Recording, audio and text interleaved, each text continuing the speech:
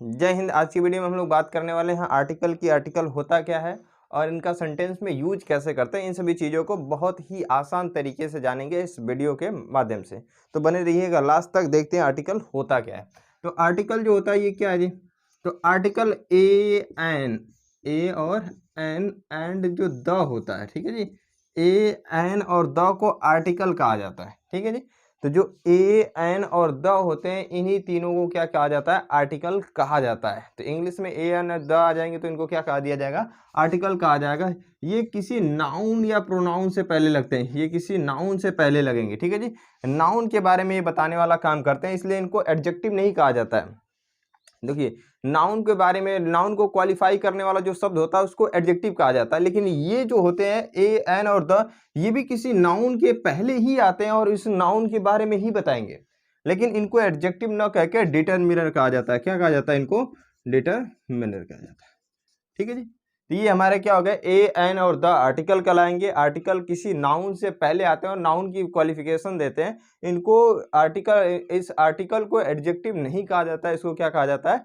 Determiner कहा जाता है, ठीक है जी। अब हम लोग पढ़ते हैं जो हमारा आर्टिकल होता है। आर्टिकल दो तरह का होता है। आर्टिकल कितने प्रकार के? तो आर्टिकल के दो प्रकार होते हैं। एक तो होता है हमारा डेफिनिट आर्टिकल और एक हो जाता है हमारा इनडेफिनिट आर्टिकल। जो हमारा पहला प्रकार होता है वो क्या है? डेफिनिट आर्टिकल, और दूसरा प्रकार क्या हो जाता है हमारा? Indefinite article. डेफिनिट का मतलब होता है निश्चित, निश्चित यानी फिक्स। निश्चित यानी क्या हो जाता है? फिक्स। तो कोई ऐसा आर्टिकल हो जो फिक्स नाउन को बताए।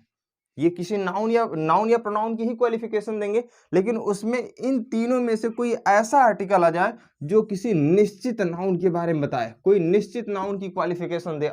Article that shows a definite noun, कोई ऐसे नाउन को बताए जो क्या हो? निश्चित हो, फिक्स हो। उस नाउन को बताने वाला जो आर्टिकल होगा उसे हम लोग क्या कहेंगे?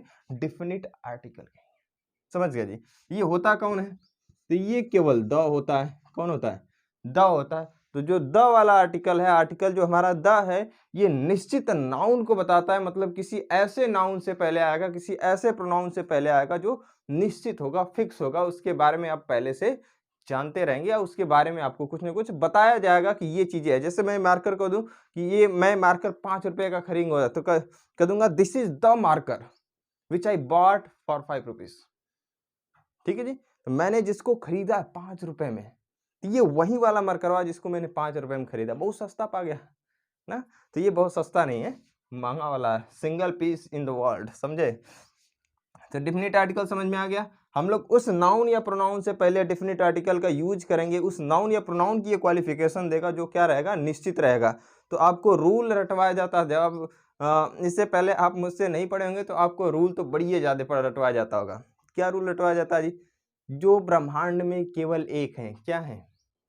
केवल एक हैं, अकेले हैं, उनके सामने द का यूज किया जाता है। जैसे सन एक है जी, द सन। मून एक ठो है, द मून। अच्छा, ये क्या है? सन और मून डिफिनिट हैं, इनके बारे में आपको पता है कि सन कौन है। जैसे मैं सन कह दूं आपको तुरंत याद आ जाता होगा ना, और जो दिन में उगता है ना, धूप देता है, ठीक है, पृथ्वी जिसकी चक्कर लगाती है, समझ गए, उसको सन कहते हैं। हमें सन के बारे में पता है, इसलिए हम लोग क्या लगाते हैं? The sun. मून भी पता है, द सैटेलाइट ऑफ अर्थ। तो मून के बारे में भी हमको पता है, तो हम लोग क्या लगाएंगे? मून से पहले भी द लगा लेते हैं, ठीक है जी। चलो, तो इनडेफिनिट आर्टिकल क्या होगा? डेफिनिट समझ गए। अब हम लोग पढ़ते हैं किसको? इनडेफिनिट। इनके नाउन से पहले जो यूजेस हैं, नाउन को पहले इनका जो पोजीशन आएगा, किस प्रकार से आएगा सेंटेंस में, उसको भी बताया जाएगा। पहले हम लोग इनका सिंपल पहले इनकी बेसिस तैयार कर लेते हैं। एक तरह से जो बेस होता है ना, बेस को एकदम बढ़िया से हम लोग समझेंगे तो रटने की जरूरत नहीं पड़ेगी। जो चिट्टा भर आपको रूल लिखवा जाता है उससे आप बच जाएंगे। देखिए जी, इनडेफिनिट आर्टिकल क्या होगा? तो जो ए और एन है, ठीक है जी, इन्हीं को कहा जाता है indefinite article. A and an is called definite article, indefinite article, sorry. तो जो इनडेफिनिट आर्टिकल है, ए और एन कहलाएंगे। क्यों? क्योंकि ये ऐसे नाउन या प्रोनाउन को बताएंगे, किसी ऐसे नाउन या प्रोनाउन को बताएंगे जो क्या रहेगा? अनिश्चित रहेगा। मतलब उस नाउन या प्रोनाउन के बारे में हमको पता होता नहीं रहेगा। समझ गए जी? जैसे हम कहते हैं बॉय, लड़का। कौन सा लड़का है? अब लड़के के बारे में जानते हैं जी? नहीं जानते। तो जब नहीं जानते रहेंगे तो क्या लगा लेंगे, अ बॉय, गर्ल कह दें। अब इस लड़की के बारे में जानते हैं, नहीं जानते।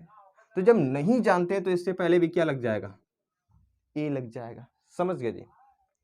इसका मतलब किसी ऐसे नाउन या प्रोनाउन के पहले हमारा इनडेफिनिट आर्टिकल आएगा जो क्या रहेगा, अनिश्चित रहेगा, यानी उस नाउन या प्रोनाउन के बारे में हमको पता होता नहीं होगा। ठीक है जी। अगर इसी बॉय के बारे में आपको बता दिया जाए, जैसे मैं कह दूं कि दिस इज बॉय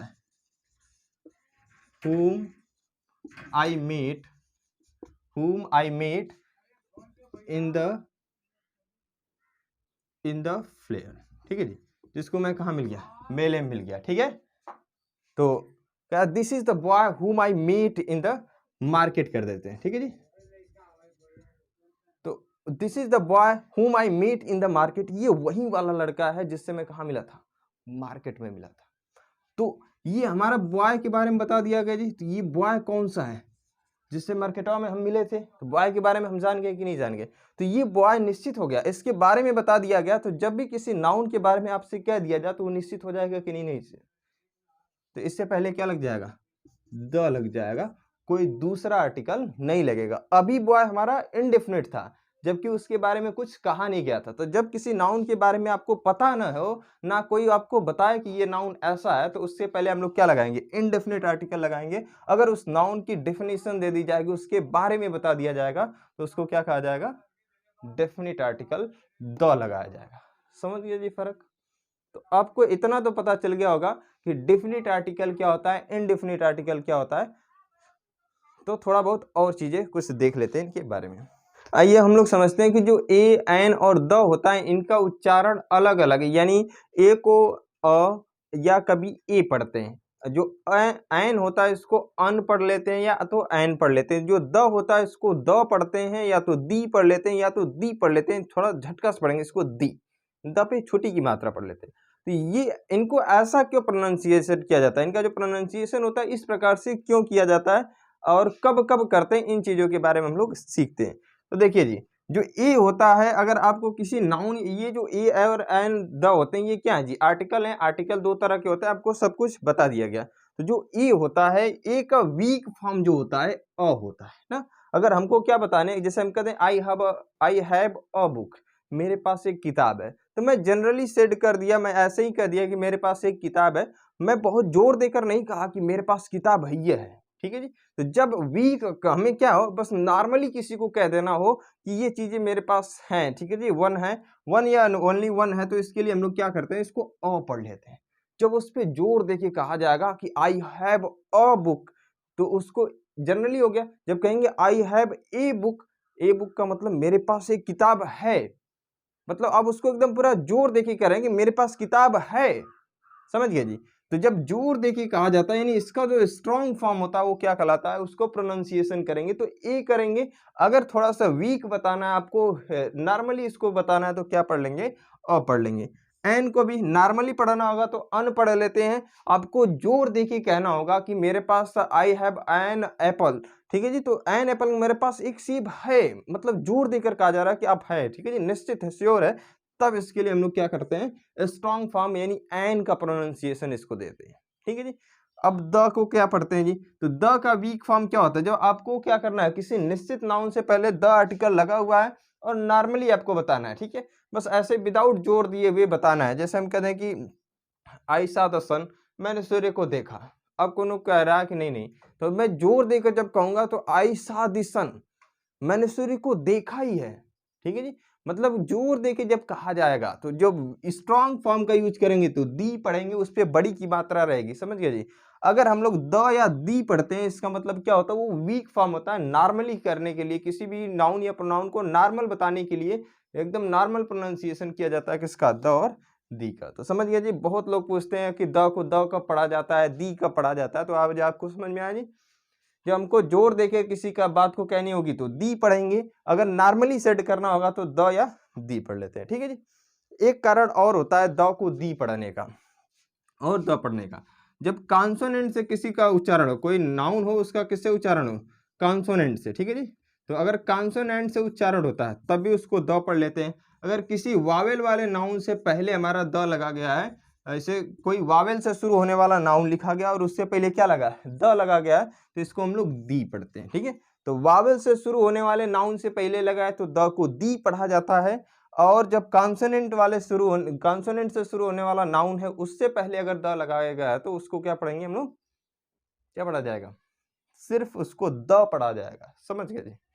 तो आपको ये सारी चीजें समझ में आ गई होगी कि द को दी कब पढ़ते हैं और द कब पढ़ते हैं, ए को अ कब पढ़ते हैं और ऐन कब पढ़ते, एक कब पढ़ते हैं, ऐन को अन कब पढ़ते हैं और ऐन कब पढ़ते हैं। ठीक है जी, ये सारी चीजें समझ में आ गई। अब हम लोग देखेंगे यूज, कि जो हमारा ए एन और द का यूज कैसे कैसे नाउन के पहले किया जाता है। ठीक है जी, तो इसको हम लोग देखेंगे नेक्स्ट वीडियो में। आज के लिए बस इतना ही, मिलेंगे नेक्स्ट क्लास में, तब तक के लिए जय हिंद।